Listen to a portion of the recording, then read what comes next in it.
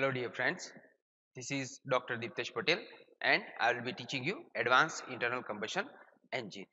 In this video session, we are going to start the chapter that we have started in a previous session, measurements and testing of IC engines. Particular for this video session, we are going to see the various measurement uh, for the different types of the parameters. So here basically in previous session we have started with the brake horsepower, how to measure the brake horsepower, since brake horsepower is one of the important parameter which would give you the understanding of the power output that engine should have. Okay, so here you can measuring the brake horsepower, indicated horsepower, even the friction powers.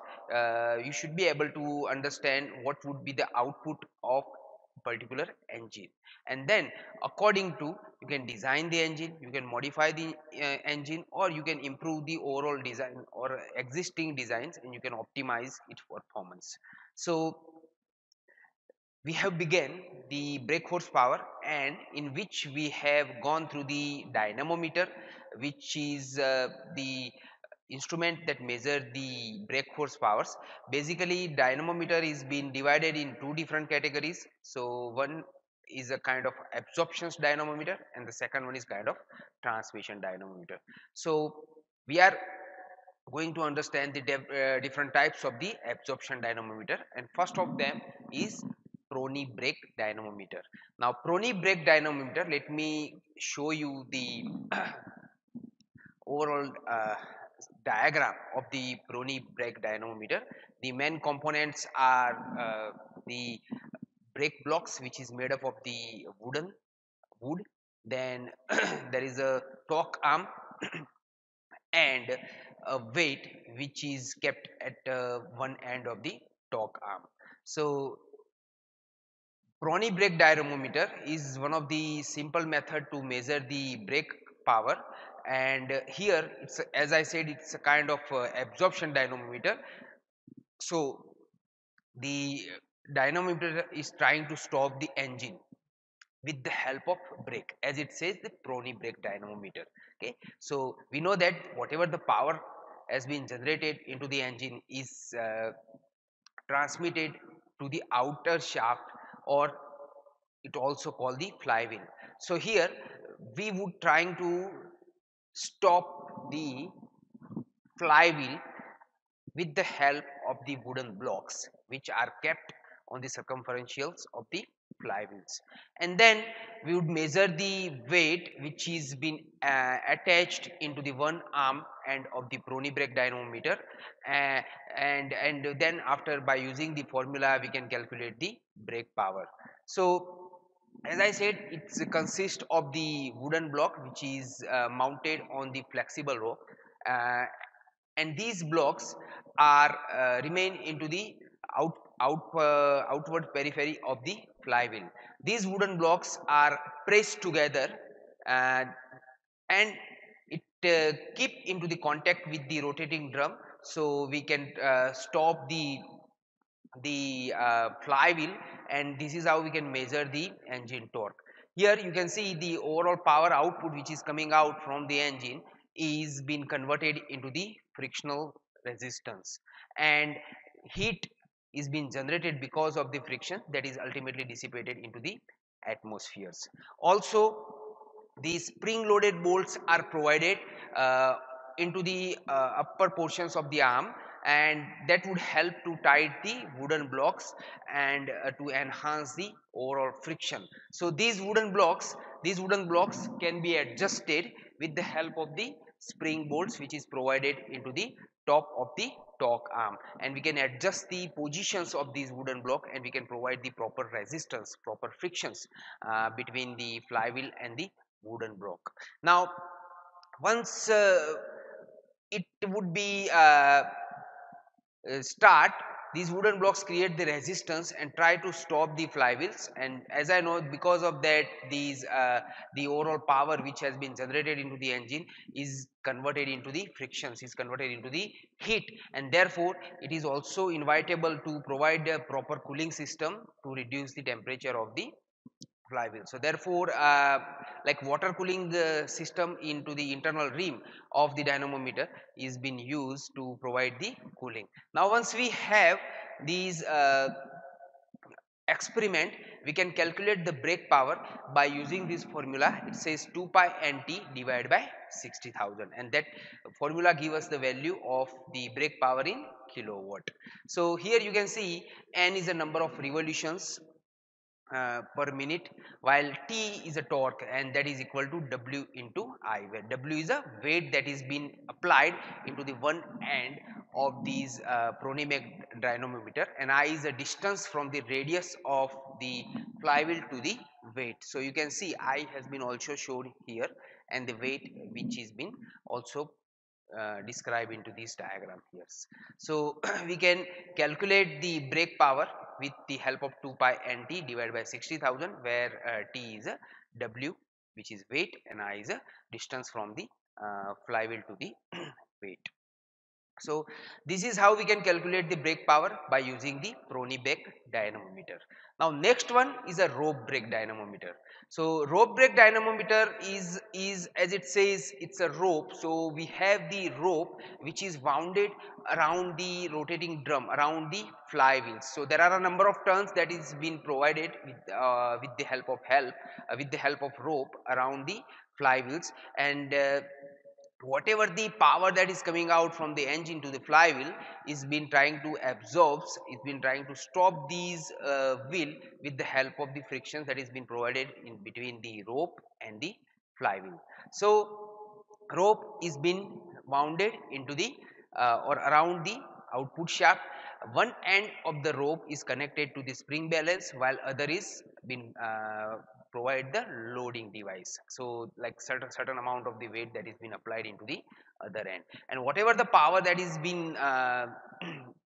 generated into the engine, that is been absorbed in the form of friction between the rope and drum, and therefore that is ultimately dissipated in the form of heat, and therefore cooling is also required in rope brake dynamometer, and like normally water cooling is also been adopted here for the internal rim. So as you can see the diagram over here, which describe the overall experimental setup. As you can see, the rope which is been wounded into the flywheels, and one end of the rope is connected with the spring balance, while other is provide the loading in the form of weight. Also, you can see the cooling is provided, so there is a continuous flow of the water, cooling water into the internal rim to dissipate the heat, to reduce the heat into the flywheel. Now once we can do this, we can complete this experiment. We can calculate the brake power by using the formula given over here, that is 2 pi n divided by 60 into capital D plus small d divided by 2 into W minus S, where n is a number of revolution per minute, then capital D is a brake drum diameter, small d is a diameter of rope, W is a weight in newtons, and S is a spring scale reading. So once we put the values in this formula, we can calculate the brake power with the help of rope brake dynamometer. Now rope brake dynamometer is one of the cheap and easily constructed equipments that can be used to uh, calculate the brake power. However, the accuracy of the rope brake dynamometer is not up to the mark, and it may change because of the changing in the friction coefficient of the rope with temperature, because we know that with respect to temperature the friction coefficient of the rope is changed, and therefore the accuracy of this rope brake dynamometer is also vary. So in short, it is not as accurate as the other dynamometer. The next type that we are going to see is a hydraulic dynamometer. As we have understood that the accuracy of the rope brake dynamometer is not up to the mark, so therefore there are a number of other dynamometers that can be used to measure the brake horsepower of the engine. Now let's understand how does the hydraulic dynamometer works. First of all, let's go through the schematic diagram of the hydraulic dynamometer and understood the various components of the hydraulic dynamometer. Hydraulic dynamometer is consist of the rotor, which is attached with the main output shaft of the engine, then the impeller that is been provided uh, that been guided with the help of the motions of the rotor, also the fluid flow that is been provided inside the impeller and a rotor, and the main shaft that is been provided or resisted with the help of torque arm that is having the certain kind of the balance weight. So these are the main components of the hydraulic dynamometer. Now let's understand how does the hydraulic dynamometer works. Basically it works on the principles of dissipating the power in fluid frictions, right, rather than in dry frictions, because like in previous two cases we have understood, in Brownie brake dynamometer, in rope brake dynamometer, we have understood the heat is being dissipated, or the power ultimately has been dissipated in the form of dry friction, but it is here in the fluid frictions. Both rotor and the impeller, as I said, these are the component, they are remain into the fluid. So as you can see, it is mainly consist of the inner rotating member that is known as the impeller, and that is ultimately coupled with the main output shaft or the rotor. Now these impeller which rotates in the casing, which is fully filled with the fluid, while the outer casing is also tends to revolve, or it's also tend to rotate along with the impeller because of the centrifugal forces. So as you can see, once the rotor start rotating, it would provide the push to the fluid that is remain into the casing, and therefore these fluid will create the centrifugal actions inside the casing, and therefore the impeller would also try to rotate, or the outer casing is also try to rotates along with it. Now the motions is resisted by the torque arm supporting the balance weight that is which is been provided into the one end, and this is how we can measure the brake horsepower of the engine. Now the friction forces between the impeller and the fluid are measured by the spring balance fitted into the casings, and that would help us to understand the overall brake horsepower that is being produced by a particular engine. Here the heat is also being generated, and that is dissipated with the help of the continuous flow of water. So overall dissipations of the power that is been takes place with the help of the continuous supply of the water that is being provided all the time.